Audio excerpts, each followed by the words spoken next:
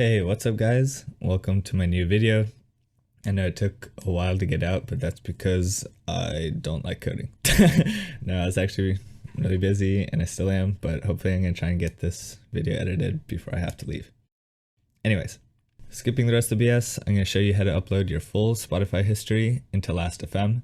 This is useful for anyone that has been using Spotify for a long time, but is just getting into Last.fm. And I'm going to show you how to request your data from Spotify, how to use my code to edit that data before uploading, since it's mostly skip songs and barely played songs, depending how much you press the skip button. And of course, how to upload into Last.fm using Scrubbler. So there are a number of forum threads and blog posts on how to do this, but none of them tackle all sorts of issues that I think are really important. So the main difference between my process and all the other guides is that I wrote code that will help you organize and upload correctly into Last.fm. The main reasons for that are, firstly, that there's a bunch of funky song names that will likely have errors in parsing, so we will avoid that using similar techniques as in the last video. And secondly, the list that Spotify provides you includes songs with 0 playtime or songs that were only played for like a couple milliseconds or a couple seconds. And it's a significant amount because if you imagine every time you skip a song, it's counted in this JSON file that they give you. In my case, I was given approximately 120,000 lines of songs, of which about half had a playtime of under 25 seconds. So 60,000 songs basically. So I personally don't want to count songs that I consistently skipped over, nor do I want to have some inflated number of scrobbles, even if I get a cool flare in the Discord. Yeah, I just want to know what my actual stats are.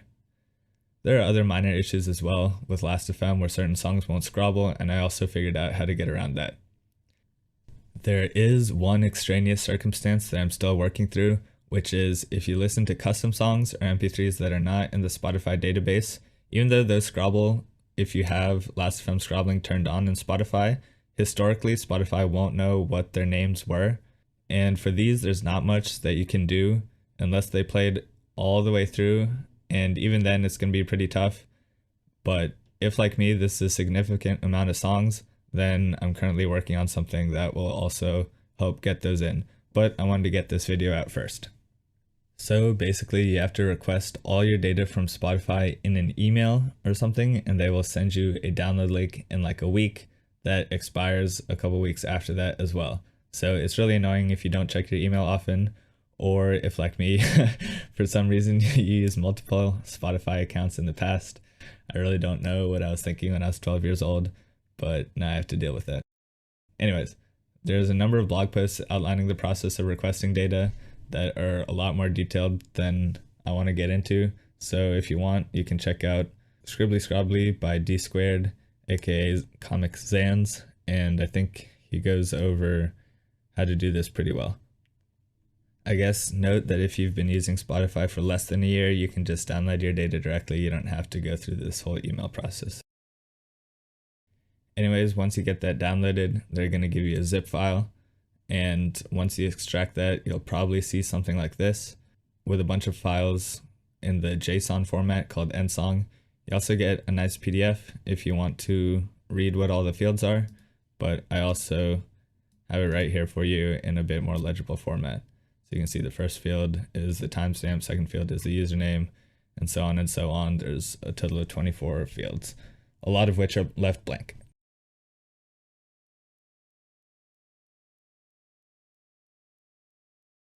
Anyways, we're going to convert that into the CSV format. And here's where I kind of differ from all the other tutorials.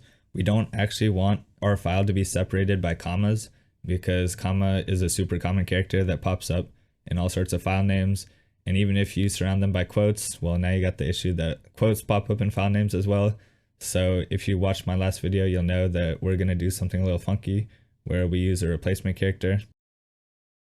Here, I just use this website because it's super easy. You can upload your file here. The only thing that you really want to watch out for is, don't have some sort of weird encoding. UTF-8 is essentially going to work the best, and output field separator has to be something different. You want to have this question mark character. You can look it up. It's just a replacement character. You should be able to copy and paste that in there. It also will probably be somewhere in my code, so you can just copy and paste from there as well. And yeah, I've already done all this, but you have to do it individually for each file. And then once you download it, you're going to have a whole bunch of files, hopefully by the same name with the ending CSV. If you open these, you'll see, well, end video is kind of a weird one.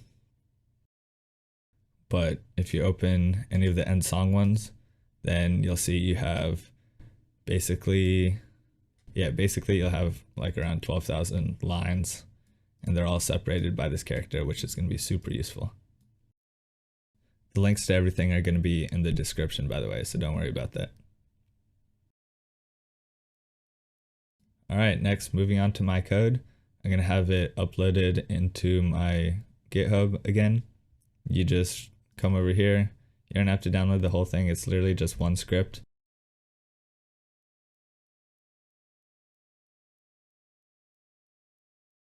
If you're on Windows, by the way, there's apparently been a way to run bash scripts using a Linux subsystem this whole time, and I didn't know about it until editing. But anyways, it's super simple to set up. It takes like 2 seconds.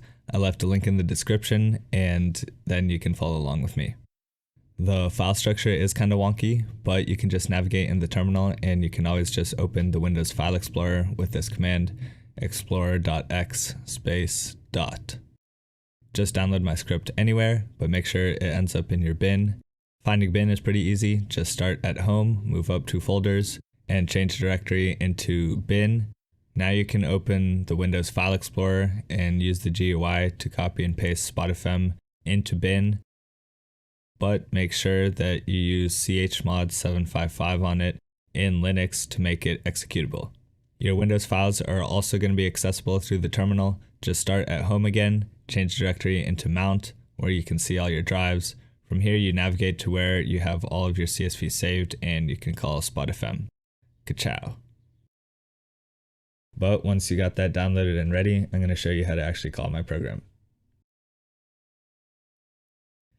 Alright, so first of all, in this section, around line 85-ish, it might be slightly different. All of these lines, you can change any of these fields to anything that you want removed. All right, so it's going to search through, and if a line contains that string, it's going to remove it. I use it to delete like podcasts and stuff like that, and just things that are not songs at all. Yeah, and lines that contain those strings are moved to not songs, so you can always double check and make sure that nothing erroneous got lumped in there with them. So first things first, you're simply going to navigate over into the folder with your CSVs, and that's where you're going to be calling this program from. All right. So if I wanted to call it, I would say spotifm, and if you're on Windows again, .sh or whatever you named it, and then you have to call an option. So I'm just going to call option 1 for step 1. I separated the code into options so it didn't have to run all the way through every time that I was testing it. I think it makes it better because you can see all the steps and decide how it works along the way, and you can make changes. Like now that you called step 1, you never actually have to call that again, and you can get all sorts of information from your songs without having to wait around for that if that takes a while.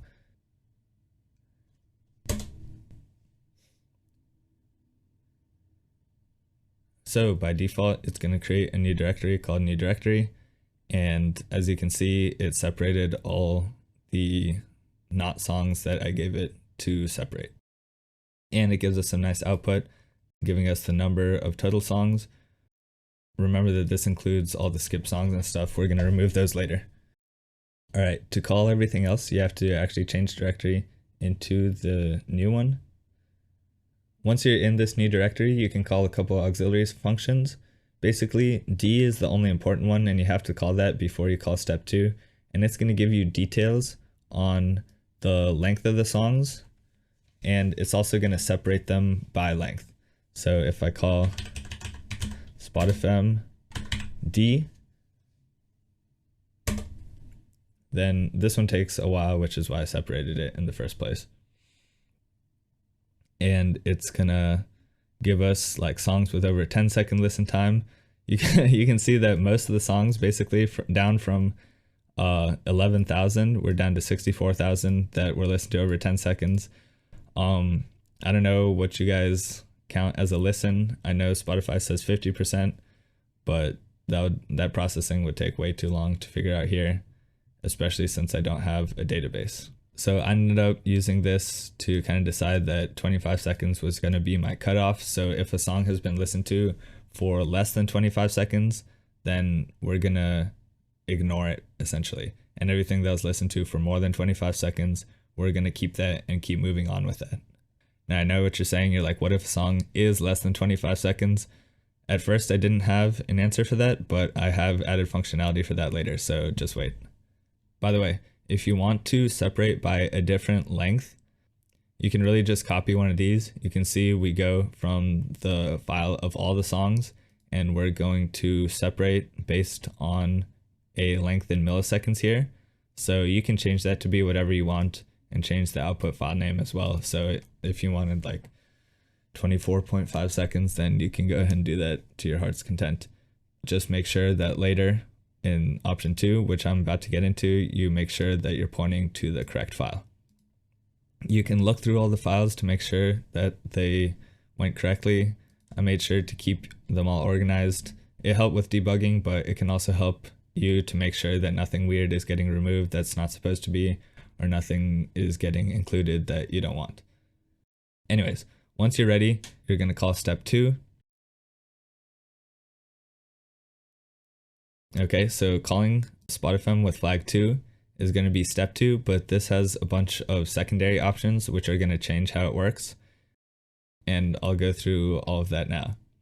So you can see here around line 350 or something, we set all of these defaults, and you can just hard code in different stuff if you want, but I also gave you functionality to do that using more options. Note that all of these auxiliary options have to be called after you call flag 2. So if you call them before, then it's going to throw an error and they're not going to work how you think it is. So if you want to change the target file name, you can use the option L followed by the file name. So that's going to look something like this. You can have whatever file name you want at the end there. It's kind of funny since I've been, working on this project on and mostly off for a couple months now. I actually also added in functionality that it might work with the F option that we made way in the beginning. But honestly, I haven't tested either of these since I'm fine with using the default. And of course, you can just hard code in. That would be the safest way to change it if you really wanted to. Okay, S is super important. All right, so essentially, once you decided what file you're pointing to, then you got to find the line number of the first Scrobble that you ever made, right? So essentially, your Spotify data includes everything up and through when you started Scrobbling. So you don't want to double those unless you're starting like fresh. All you have to do is get yourself over to your last.fm, go to your library, and you can hop all the way to the end here. And you have to find this song inside of the file that you're going to be scrobbling from. So essentially here we have Telecaster Stripes on the 26th of 2020, which is when I started scrobbling. So let's go ahead and go to over 25 and let's search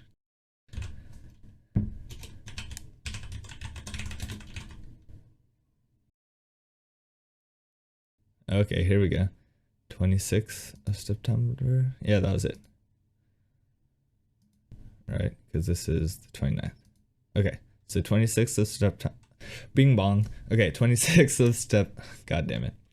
26th of September is going to be line 56508. And essentially, when you're calling spotifm, then you're going to be like spotifm.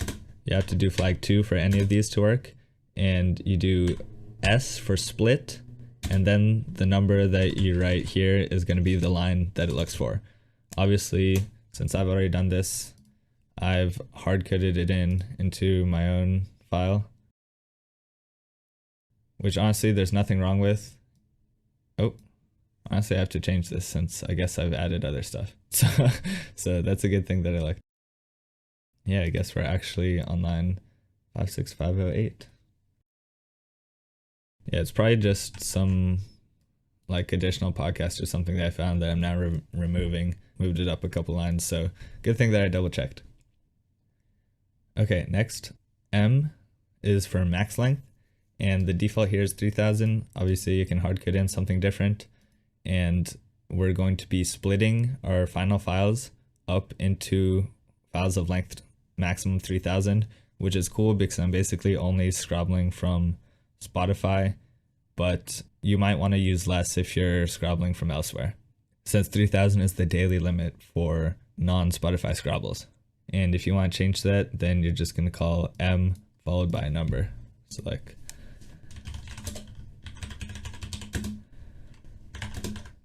M followed by like 2750 or something like that. Okay, so by default, the code splits up the files to Scrobble by year as well. As you can see here, I'm doing that so I can get historic year by year stats. And if instead you want all the songs together like this, maybe to reduce the number of days to upload, then you can call option Y. Lastly, if you want to make a debug file, which is essentially just a file containing one line of every unique song, then I would call option B. I'm definitely doing this, and today I'll honestly be uploading from my debug file just because it's gonna be faster to record. But you can also use this to quickly test if all the songs that you have can go through correctly and go correctly in the format that you want. This is a great way to see that. Okay, this is actually where we get into fixing some stuff that goes wrong. So essentially, if you know that you have songs that are less than 25 seconds or whatever length that you set that to, then this part of the code, which I called zorking for no reason, it's going to go back into the file that you ignored them from and essentially grab them here until the end. So they actually do get scrobbled. All right. And if you are on Spotify and you don't know how to sort your entire library by length, I actually just made a quick tip about that, so you can check the last video. You're going to come down here to the Zork section. All right. And as you can see, you can change all of these lines here to be unique strings that are going to show up in the line that you do want to Zork from the old file here to the newest file. All right. So these are all my songs less than 25 seconds that I think I listened to. And you'll notice that I copied both like the song name and the artist, because obviously intro is gonna pop up all over the place, and I don't want to take all of those. And yeah, there's even 2 different intros here. But yeah, that's gonna be around line 420 if you want to come in and edit these. And you have to call option Z. You don't need an argument after that. You just call option Z and it will do that for you. Lastly, if you watched my last video, you'll know that there's a section where you can fix formatting. So it will go through and replace a string up here with a string down there. And you can enable this by calling option X for fix formatting. God, I'm so bad at these. Anyways, I need a thesaurus like all the GNU and Unix guys. Anyways, just make sure that they match up. So the first string here is going to be the one that you replace with the first string in this array. All right. So ultimately, if we use all of these, you could call this program like this. spotifm. You can have flag 2. Honestly, don't change the file here. It's just so stupid. We can do flag S, and then the file split index is going to be like 55080 or I don't remember what it is. Then you can call max length with like 2500 if you want. If you don't want to split up by year, then you call year. If you do want to split up by year, leave it blank. I know it's kind of backwards, but you can deal. Debug file, I definitely recommend doing that. So B, and you can call X to fix formatting. Oh, you can call Z to Zork and X to fix formatting. Honestly, these last three you can have like that. It's not going to make a difference. Oh, wait. These last four. B, Z, X. All right. As long as they're after flag 2, then they're good. And as long as the options that need an argument have one, and the ones that can't have one don't, then you should be good. So for example, here we are. I'm going to call spotifm 2. Defaults are fine. I'm going to leave year on so you can see that. Let's definitely make a debug file. Let's definitely Zork. And when we run this, yeah, and you'll see here we get some output. Yeah, and it's going to list the first line of the duplicates, which is polka.stringray, which is absolutely correct. And then it's going to be the last line, essentially the last song that we listened to before we started scrobbling. That's going to be the last line to scrobble. So that sounds good. We can double check that if we want. Oh, last line to scrobble is going to be The Hit by Twerp, which is an absolute banger. And there we are, The Hit by Twerp. Perfect.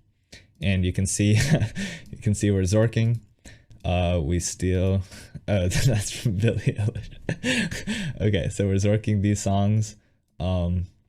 Oh, and I even gave myself a nice little output for how many lines moved. That's kind of crazy.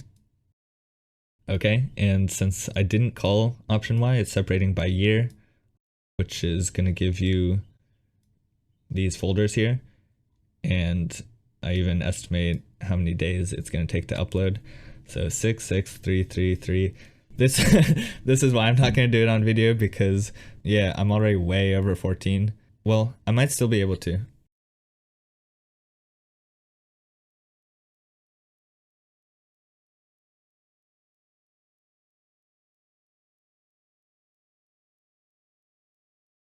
But I'm not going to. I'm gonna upload the debug files. Yeah, db uploads. So I still have 4 of those to do, which you actually can upload in one day.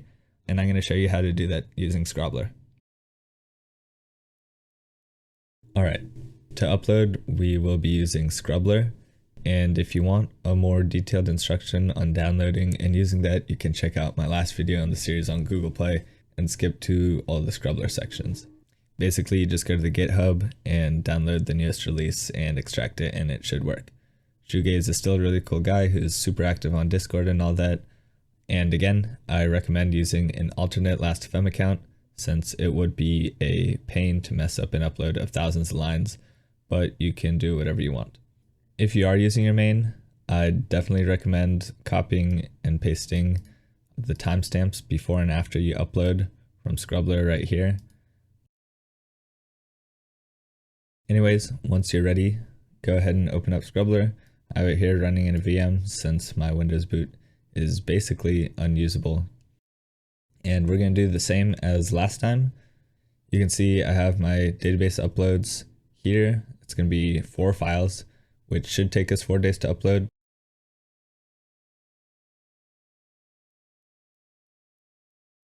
Just like last time, you're going to open up your first file. Oh, and you do have to rename the files so they end in .csv. We're going to do basically the same thing as last time, but make sure the fields are marked as follows.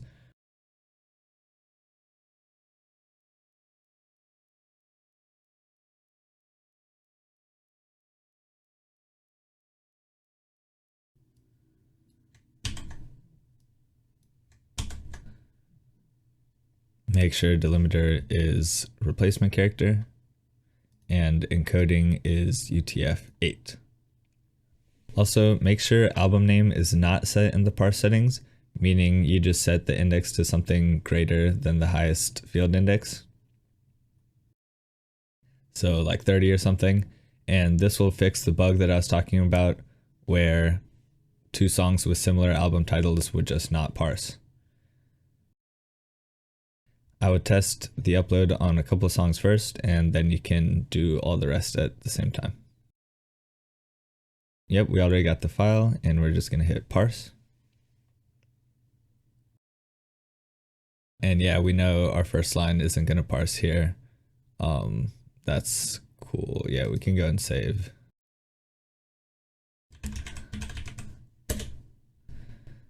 Just in case, let's double check. Oh, my bad guys. If you are doing the debug file, then you are gonna have to set them differently. It's just gonna be song name is first, so 0.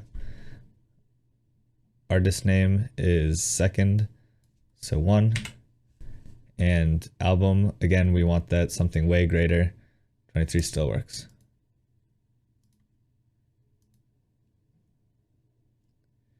Yes, it's just going to be the first line this time. Bing. All right, perfect. And as you can see, we're probably have 2,999 because this first line didn't parse correctly, which is cool. All right, so now we're just going to check all. Make sure that we're logged in on the correct account.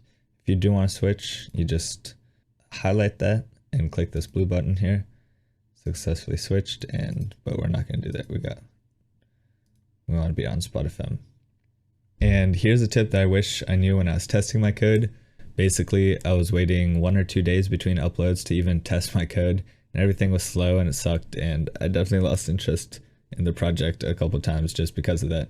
But what you can do instead is just set the time to upload really far back and add a day or 2 between each file, and then you can upload everything at once, taking advantage of the fact that Last.fm allows scrobbles from up until 2 weeks ago.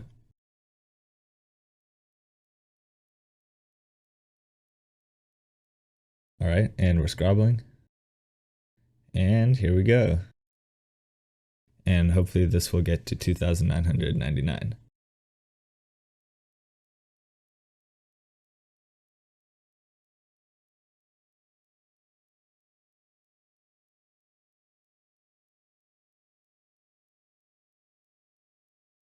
Anyways, that's all I got.